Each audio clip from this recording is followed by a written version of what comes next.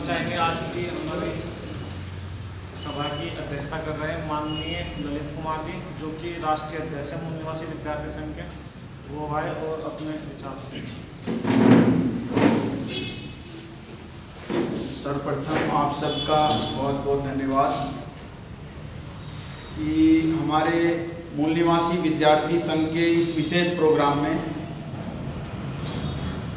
हमने इस प्रोग्राम को पूरे देश में लॉकडाउन में जब सब लोग अपने घरों में एक ही सपना देख रहे थे कि अब बस मर जाएंगे, हमने अपने समाज में निरंतर आंदोलन की जोत को बढ़ाने के लिए, उनमें आशा की किरण को जगाने के लिए 22 मार्च के ठीक बाद भारत में एक पहला संगठन था जो कि मूल निवासी विद्यार्थी संघ था, जिसने भारत में पहला प्रोग्राम शुरू किया था। और हमने उसी ऑनलाइन कार्यक्रमों के माध्यम से विद्यार्थियों की समस्या और उसके समाधान पे राज्य स्तर पे हमने मूल निवासी विद्यार्थी संवाद प्रोग्राम चलाया। उसके माध्यम से हमारे पूरे देश के राज्यों से वो विद्यार्थी और उनके अभिभावक उस कार्यक्रम से जुड़े। उसके बाद हमने उसी प्रोग्राम को राष्ट्रीय स्तर पे किया और वही प्रोग्राम अंतर्राष्ट्रीय स्तर पर भी आयोजित ऑनलाइन माध्यम से किया गया। उसके बहुत सारे रिजल्ट हमारे सामने आए जो बहुत ही पॉजिटिव रिजल्ट थे। मतलब जो विद्यार्थी अपनी समस्याओं को अपने माता पिता, अपने टीचर, अपने दोस्त के भी साथ शेयर नहीं कर पा रहे थे, तो वो हमारे साथ सीधे संवाद कार्यक्रम के माध्यम से रख रहे थे, क्योंकि उनको आज तक ऐसा कोई प्लेटफॉर्म नहीं मिला।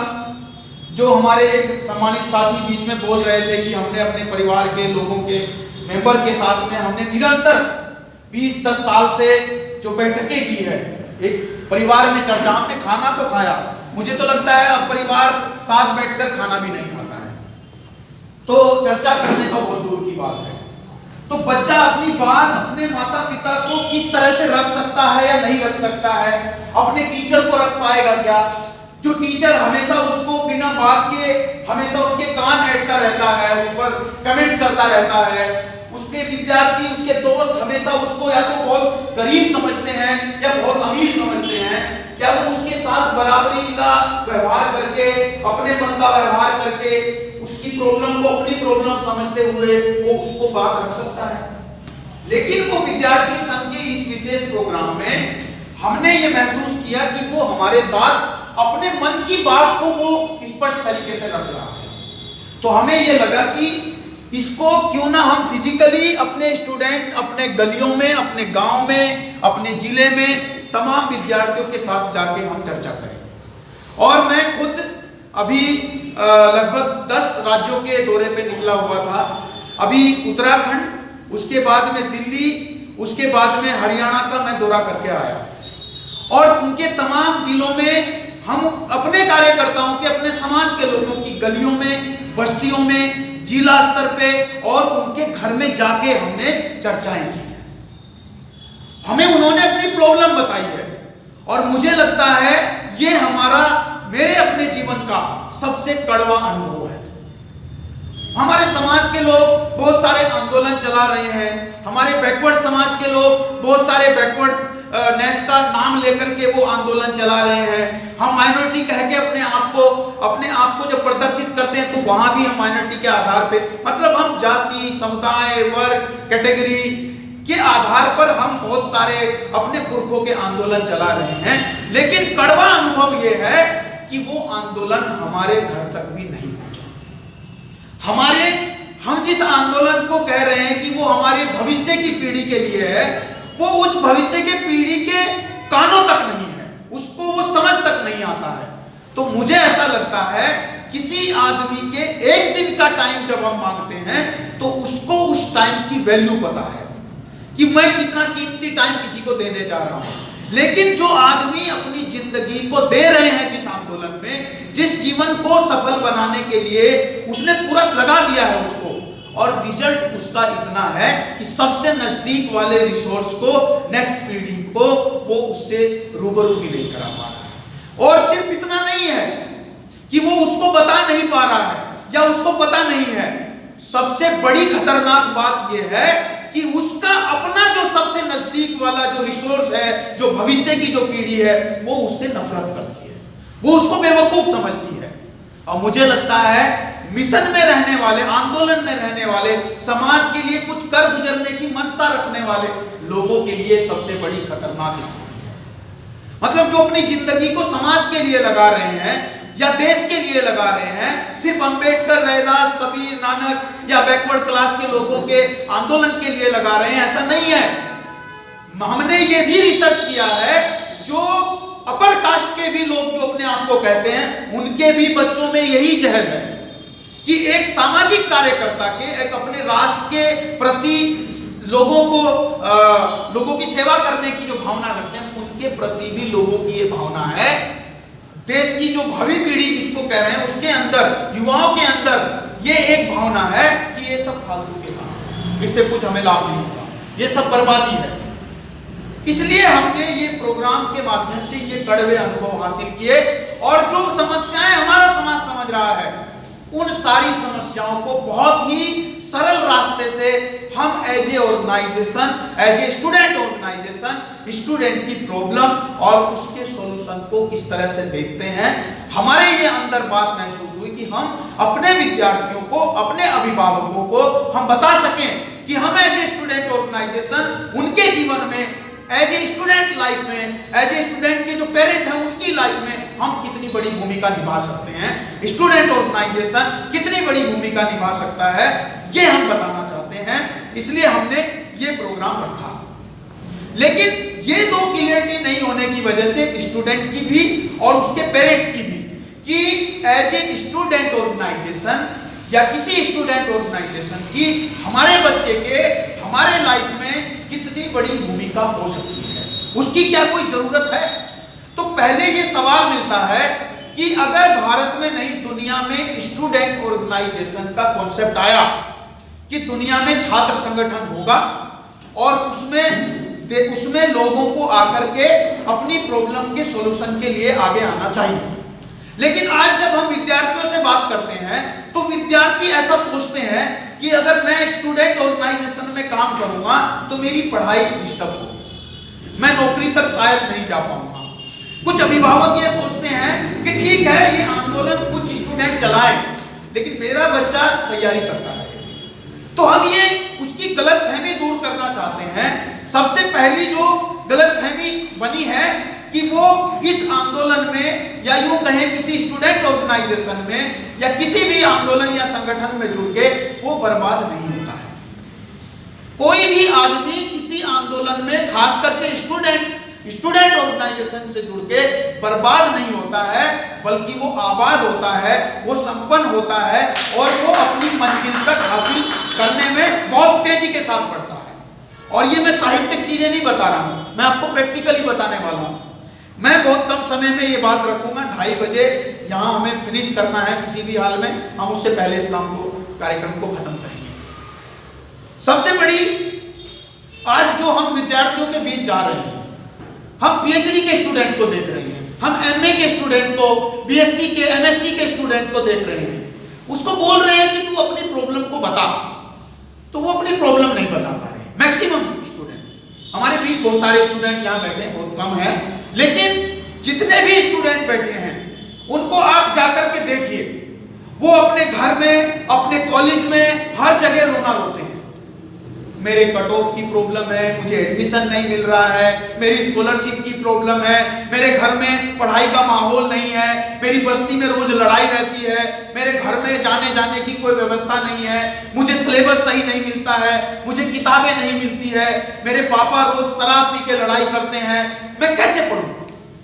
ये सारी प्रॉब्लम हम रोज देख रहे हैं, और शायद आप शहर में रहते हो तो आप कम देख रहे होंगे, लेकिन नहीं, आपके ही बस्ती में, आपके ही बराबर में एक स्टूडेंट रोज मर रहा है, और सिर्फ इसलिए वो स्टूडेंट रोज मर जाता है और एक मजदूर पैदा होता है।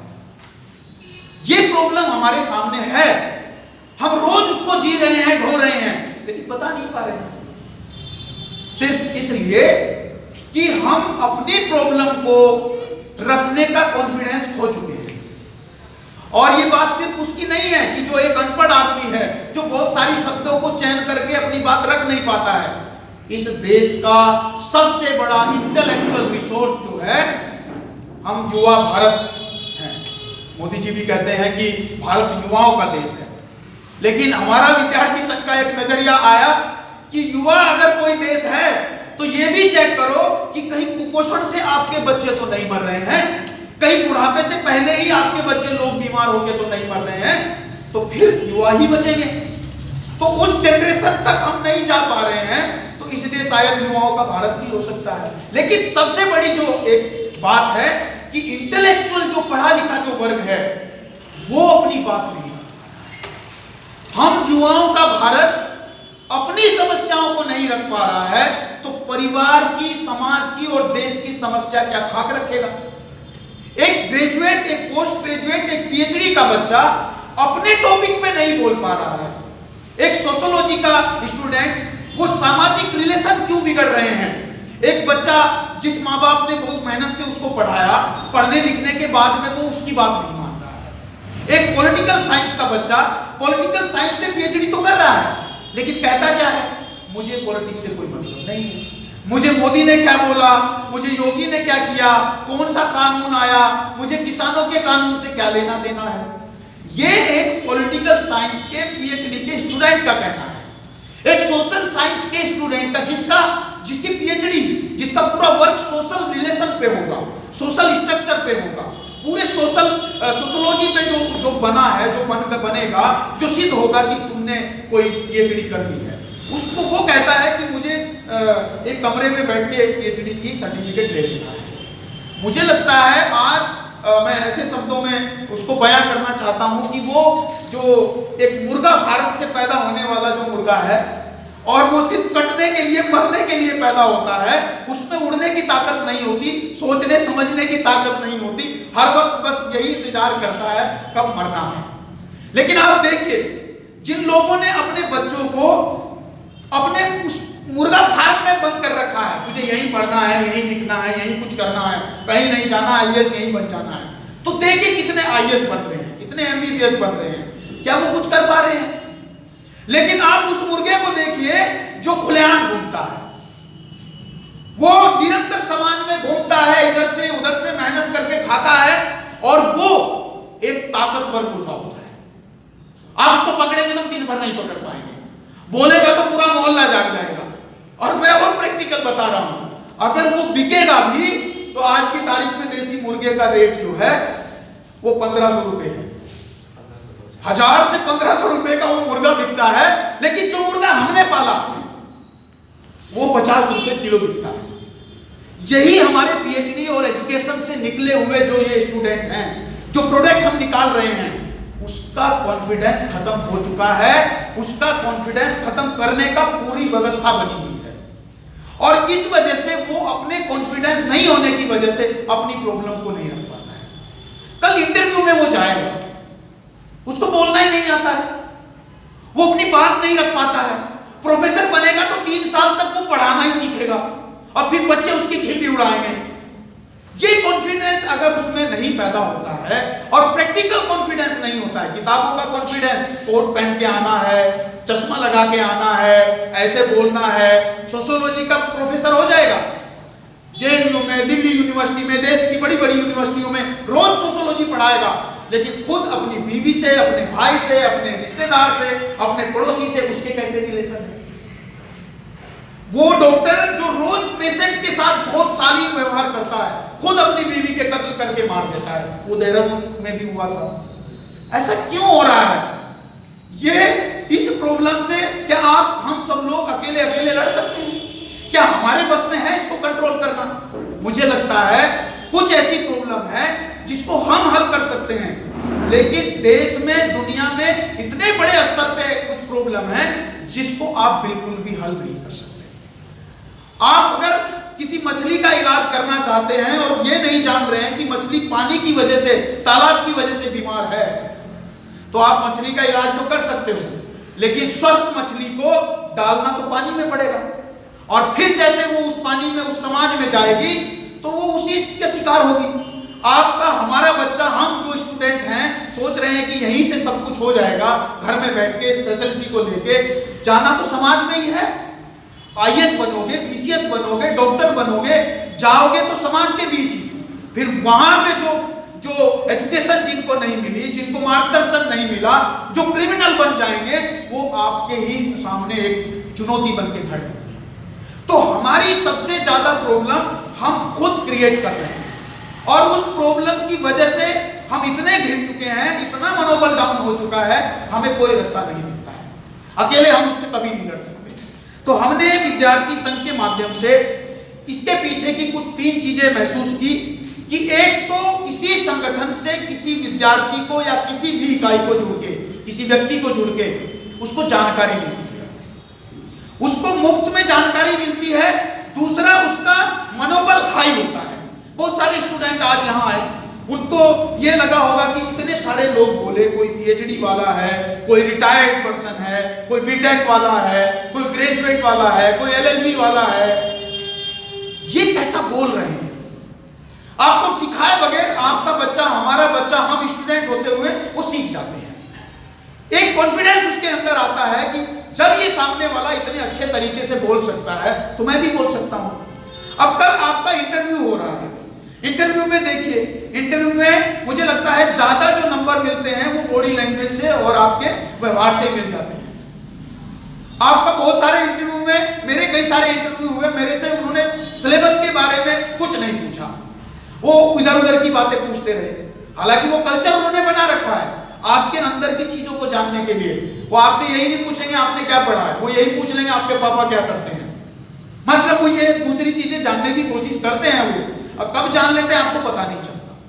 हम जो अभी वीर जी जो बोल रहे थे कि हम अपनी आइडेंटिटी छुपा रहे हैं, ये जो एक तरह से डरपोक जो जनरेशन पैदा हो रही है, जो यूनिवर्सिटी में जाती है, उसके साथ में उसको एडमिशन नहीं मिलेगा, उसके नंबर काट लिए जाएंगे, उसको फेल कर दिया जाएगा, उसको टीचर कमेंट्स करेगा, रोज कमेंट्स करेगा, तुम कोटे वाले हो, तुम तो आ ही जाते हो ऐसे ही। उसके अंदर हीन भावना भर रही है, वो भरी जा रही है, और वो इतनी ज्यादा भरी जाती है कि वो डर में भी करके जीता है। मतलब हमारा स्टूडेंट किस तरह से उसका शिकार हो जाता है किसी यूनिवर्सिटी में जाके कि वो उसको किसी को बता नहीं पाता। लेकिन अगर वो किसी स्टूडेंट ऑर्गेनाइजेशन से जुड़ता तो वो क्या अपनी प्रॉब्लम को वो लड़ने की हिम्मत नहीं रखता। मुझे लगता है अगर हम किसी यूनिवर्सिटी में सिर्फ 4 दोस्त बनते हैं तो हम अपने आप को महसूस करते हैं कि हम मजबूत हैं। लेकिन अगर वो 4 दोस्त अलग अलग कास्ट के हैं, अलग अलग ग्रुप के हैं, अलग अलग मानसिकता के हैं, तो हम उतना मजबूत महसूस नहीं करते। लेकिन अगर एक स्टूडेंट, कभी आपकी बेटी, हमारी बेटी, हमारा भाई, हमारा बच्चा किसी यूनिवर्सिटी में जाता है और उसको वहां पर अपने ऑर्गेनाइजेशन का कोई आदमी, कोई स्ट्रक्चर, कोई यूनिट मिल जाए और सिर्फ उसके साथ एक तमका लग जाए कि भाई ये भी इस संगठन के साथ जुड़ा है, तो मुझे नहीं लगता कि उसके साथ में कोई भी ऐसी चीज होगी। अगर होगी तो वो उसके खिलाफ लड़ सकते हैं। लेकिन जब आप और हम अकेले रहते हैं, हमारे नंबर कटते रहते हैं, हमें टीचर कमेंट्स करता रहता है तुम कोटे वाले हो, और हमारा साथी जो स्टूडेंट है वो भी बोलता रहता है कि यार तुम तो आ ही जाते हो, देखो तुम्हें तो फीस भी भरनी नहीं पड़ती है, तुम्हारा तो रिजर्वेशन से हो जाता है। तो हमारा बच्चा मान लेता है ये सब भीख में हमें मिल रहा है, ये भीख है, ये हमारे ऊपर रहमो करम किया जा रहा है उनके द्वारा। अब उसको सही जानकारी नहीं थी, वो समाज में नहीं बैठा, आपने घर में नहीं बता पाए, तो इस वजह से वो एक बहुत कमजोर अपने आप को महसूस करता है। और अगर हम उसको ये चीज पहले से बताते हैं तो उसका जवाब क्या देना है वो उसको बता सकता है।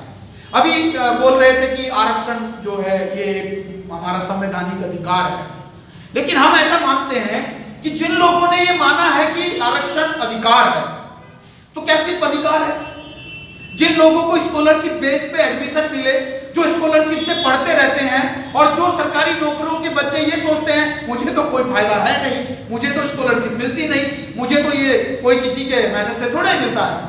लेकिन जब आपको नौकरी का फॉर्म भरना होगा तो फिर आप वहीं पर लाभ लोगे और फिर लेते हो, और फिर नौकरी लगने के बाद में फिर आप बोलते हो मैं तो जनरल कैटेगरी से आ गया। आपकी सड़क, आपका गांव, आपका पूरा एरिया स्पेशल कंपोनेंट प्लांट से डेवलप होता रहता है और हम सोचते हैं कि नहीं नहीं मैं तो अपने पापा की उससे, लेकिन वो पापा के पास रिसोर्स कहां से आए? ये जो भ्रम जो पल रहा है, इस भ्रम को निकालने का हम चाहते हैं कि इसमें हमारे बच्चे के पास सही जानकारी आ जाए, उसका मनोबल हाई हो और वो नेतृत्व के एक प्रक्रिया में आगे बढ़ना शुरू करे।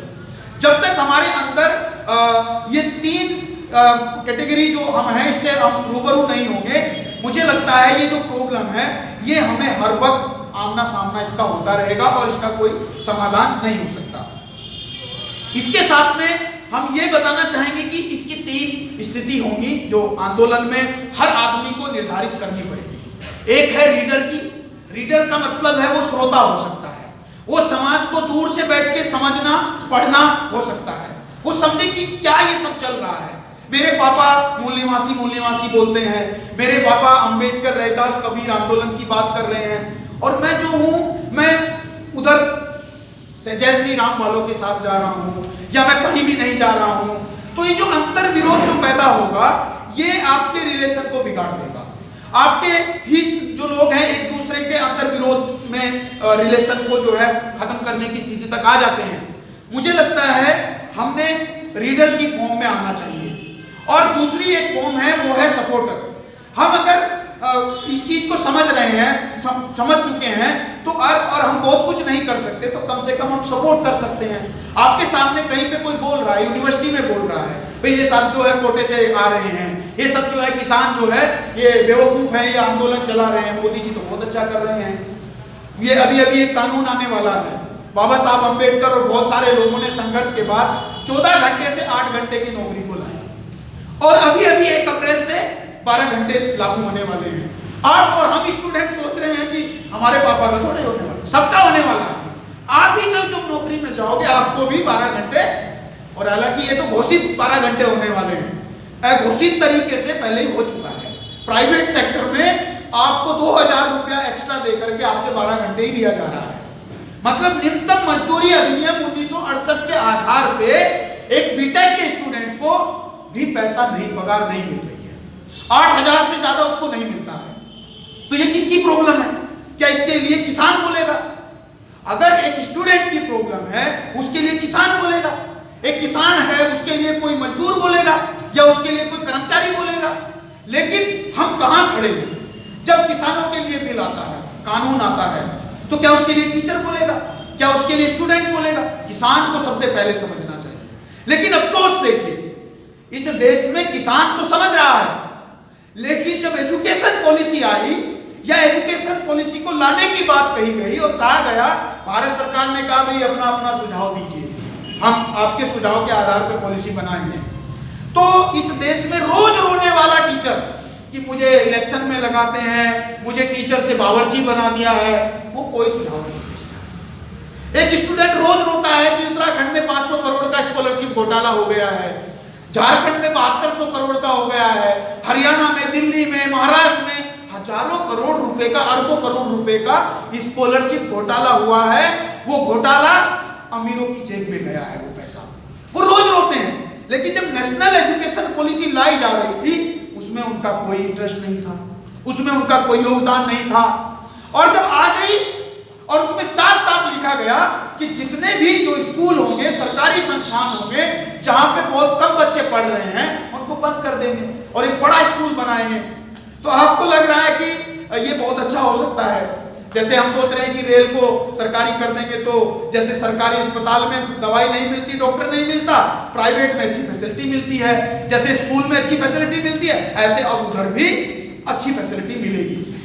लेकिन जो स्टूडेंट ये प्रॉब्लम आज देख रहे हैं कि सरकार निजीकरण की तरफ लेकर जा रही है, एजुकेशन पॉलिसी में कह रहे हैं कि उन स्कूलों को बंद कर देंगे, तो आप एक डेटा उठा के देखिए।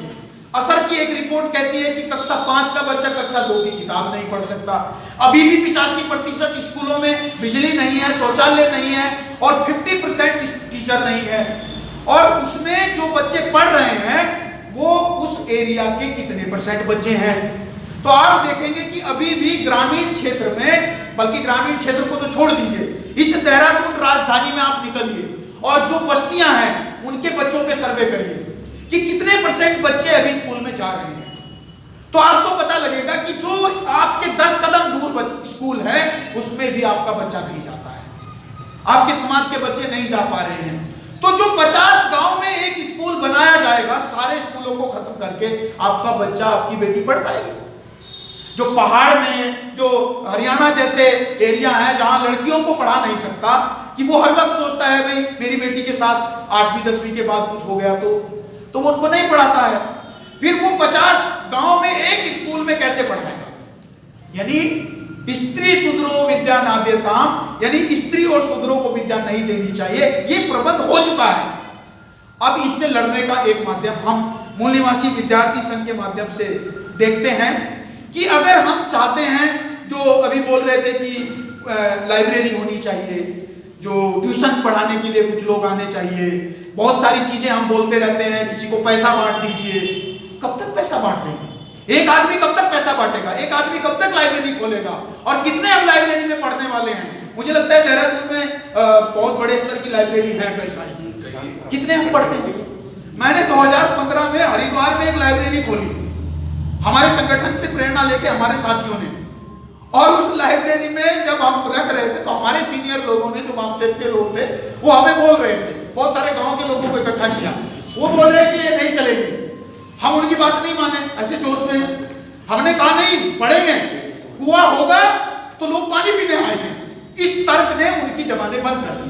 तर्क कुछ ऐसे होते हैं ना जो जवाब नहीं होता है लेकिन वो गलत सिद्ध होते हैं। तो उन्होंने कहा भाई बात तो सही कह रहे हो, कुआं होगा तो लोग पानी पीने आएंगे। हमने कुआं खोला, लेकिन 1 साल का डेटा था। जब हमने वहां एक एम्प्लॉय रखा, वो पूरी लाइब्रेरी की जो बिल्डिंग थी वो किराए पे ली और 1 लाख रुपए से ज्यादा की किताबें रखी।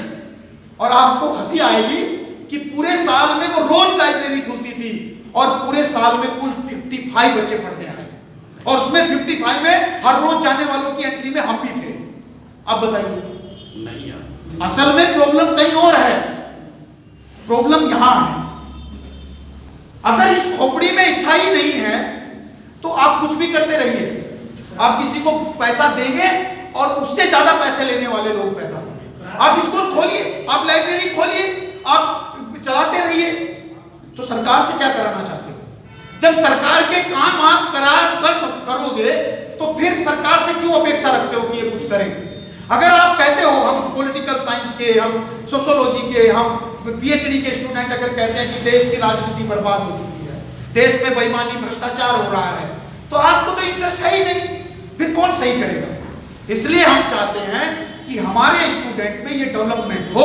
अगर वो एजुकेशन के बाद में किसी भी क्षेत्र में जाए, वो नौकरी के भरोसे न रहे, वो स्वरोजगार निर्माण करे, वो अपनी जो एजुकेशन है उसको अपनी लाइफ में कैसे इंप्लीमेंट करना है, हम उसको सिखाना, बताना और तैयार करना चाहते हैं।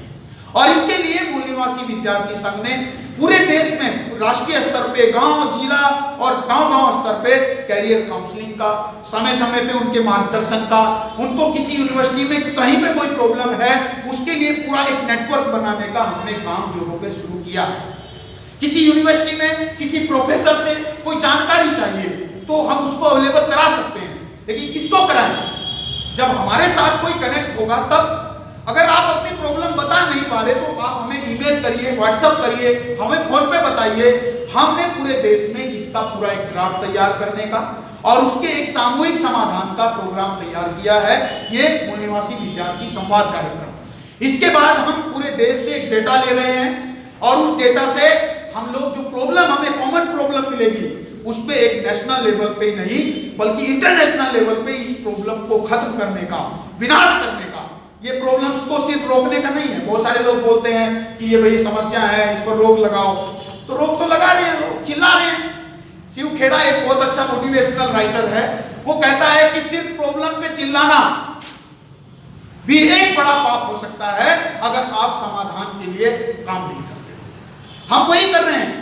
जो जितने संगठन बाबा साहब के नाम पे कब वो धमकियां दे रहे हैं, इधर को बड़ी बड़ी हाँक रहे हैं, वो सिर्फ चिल्ला रहे हैं कि रेप हो रहा है तो चिल्ला रहे हैं, स्टूडेंट मर रहे हैं तो चिल्ला रहे हैं, एजुकेशन नहीं, प्राइवेटाइजेशन है, चिल्ला रहे हैं। आपके पास कोई प्लान है? आपके पास कोई आइडिया है? नहीं है। हम एक मंच लगाते हैं प्रॉब्लम के लिए, लोग भाषण देने लगते हैं, लोग चीजों को बताने लगते हैं, इतिहास पढ़ाने लगते हैं, ज्यादा से ज्यादा अम्बेडकरवादी होने के नाते देवी देवताओं को गाली देने लगते हैं, बस। और थोड़ा बहुत बुद्ध पढ़ा होगा तो बुद्ध को बताने लगेंगे। लेकिन प्रॉब्लम पे आपके प्लान क्या है? एज ए इंटेलेक्चुअल पर्सन आपने क्या सोचा है? आप पॉलिटिकल साइंस के हो, आप मेडिकल साइंस के हो, आपने एलएलबी किया है, लेकिन आप देश की कानून प्रक्रिया में नहीं जाना चाहते, कानून निर्माण करने में नहीं जाना चाहते, हेल्थ की पॉलिसी निर्माण करने में आपकी कोई दृष्टिकोण नहीं है, पॉलिटिकल साइंस में आपका कोई नजरिया नहीं है, तो फिर क्या हम हासिल कर पाएंगे? क्या प्रॉब्लम सॉल्यूशन कर पाएंगे? हम चिल्ला रहे हैं, लेकिन प्रॉब्लम को सॉल्यूशन की तरफ हमारी कौन सी तैयारी है, इसके लिए हमें सोचना चाहिए। और हम विद्यार्थी संघ के माध्यम से ये बखूबी अपने स्टूडेंट को कम से कम एक जागरूक इंसान के रूप में तैयार करना चाहिए। वो अधिकारी बने, वो जज बने, वो आईएएस बने, या वो देश का नेता बने या ना बने, लेकिन वो एक बोलने वाला जागरूक स्टूडेंट, जागरूक इंसान होना चाहिए। अगर वो अपनी क्लास में जाएगा तो शान से अपना नाम बता सके, शान से वो अपना प्रेजेंटेशन दे सके, शान से वो अपना इंटरव्यू दे सके, उसके अंदर हिचकिचाहट नहीं होनी चाहिए। ये कॉन्फिडेंस सीखता है, और ये सिर्फ संगठन से सीख सकता है। हम अपने घर में किसी को ये कॉन्फिडेंस शायद नहीं दे सकते। तो मुझे लगता है कि हम बहुत सारी चीजें रखने वाले थे, लेकिन हम समय ज्यादा नहीं लेंगे, और ये अपील करना चाहेंगे कि आज अगर हम इस देश को बचाना चाहते हैं, मैं देश की बात कर रहा हूँ, आज सिर्फ SC ST OBC माइनॉरिटी के ही वर्चस्व की बात नहीं है, इस पूरे देश का बंटाधार हो चुका है या होने वाला है। वो सिर्फ घोषित तरीके से या प्रत्यक्ष तरीके से दिख नहीं रहा है। अभी बचाने का हमारे पास रास्ता है कि हमने अपने इस देश को बचाने के लिए, इस देश की व्यवस्था को बचाने के लिए जो लोकतांत्रिक रास्ता अभी आखिरी हमारे पास बचा है, उसमें हमें अपनी भूमिका निभानी चाहिए। और उसके लिए हमें अपने विद्यार्थियों को, विद्यार्थियों के संगठन के माध्यम से, अपने लोगों को अपने सामाजिक आंदोलन के संगठन के माध्यम के आधार पर हमको संगठित करना चाहिए। तो हम ये प्रॉब्लम से लड़ सकते हैं। और इसके लिए मैंने जो बोला कि एक है रीडर, एक है सपोर्टर, एक है मेंबर। आपको मेंबर बनना पड़ेगा, या आपको रीडर बनना पड़ेगा, आपको सपोर्टर बनना पड़ेगा, आपको कैडर बनना पड़ेगा, और आपको लीडर भी बनना पड़ेगा। अगर आप इनमें से अपनी भूमिका तय नहीं करना चाहते तो हम कोई व्यवस्था परिवर्तन इस देश से, चाहे भ्रष्टाचार हो, चाहे हर 10 किलोमीटर पे रोड बिकने का टोल टैक्स की व्यवस्था हो, उसको खत्म नहीं कर सकते। वो निजीकरण लाएंगे, बेरहमी से, बेशर्मी से लाएंगे। मतलब BSNL और MTNL को वो निजीकरण कर रहे हैं। कैसे? जो बच्चे सोच रहे हैं कि मेरे पापा को, मुझे तो कोई प्रॉब्लम है नहीं, ये तो आपने अपनी प्रॉब्लम गिनाई है कि मैंने दिहाड़ी मजदूरी करके पढ़ा है, मैंने दूसरों की किताबें लेके पढ़ा है, वो समय ज्यादा दूर नहीं है। आपकी भी पास में इतने बड़े रिसोर्स नहीं है कि 60 लाख रुपया दे करके आप MBBS करो। सपना तो देख सकते हो, लेकिन सिर्फ सपने देखने से कुछ नहीं होता है। बाबा साहब ने कहा था कि बड़ा सपना देखो, तो इतना बड़ा सपना भी देखने से क्या होगा?